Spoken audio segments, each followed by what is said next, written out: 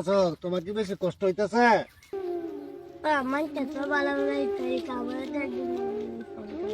আচ্ছা ঠিক আছে, আজকে তোমার জন্য বাজার থেকে ভালো ইফতারি কিনে নিয়ে আসবেন। হ্যাঁ, তো তুমি এখন বাড়িতে যাও, আমি আসতেছি।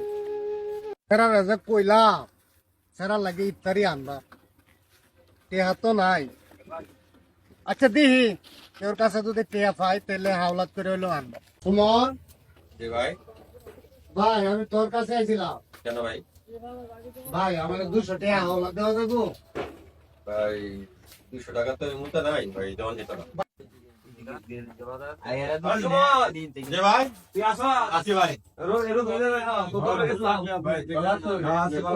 কাওয়ানি তো এই কাওয়ানি তো এই কাওয়ানি তো না দুটো শেয়ার বানাইতে শেয়ার বানাইতে তো নাও তো হইছে বাজারও শেয়ার বানাইতে কি আর মুই কাওয়ানো তোর হারিটারি কি তো বুঝি তো হারিটা কে শেয়ার বানাই ভাই না আমরা এই 1000 টাকা পাওয়াতে প্রস্তুতের ব্যবসা বার চেয়ারম্যান এই তো এই ব্যবসা বাস কর আর এই ব্যবসা।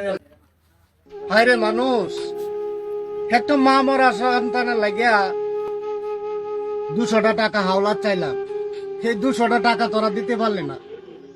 অথচ যে চেয়ারম্যান সাহেব রোজা রাখে না, তার জন্য হাজার হাজার টাকা চান্দা ধরে তোরা ইফতারি করাস, এটা কি মুসলমানের বিবেক?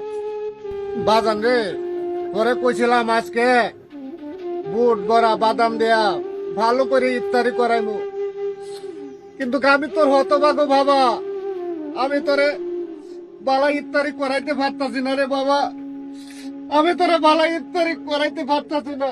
তুই আমার মাফ করিয়া দিস বাবা, তুই আমার মাফ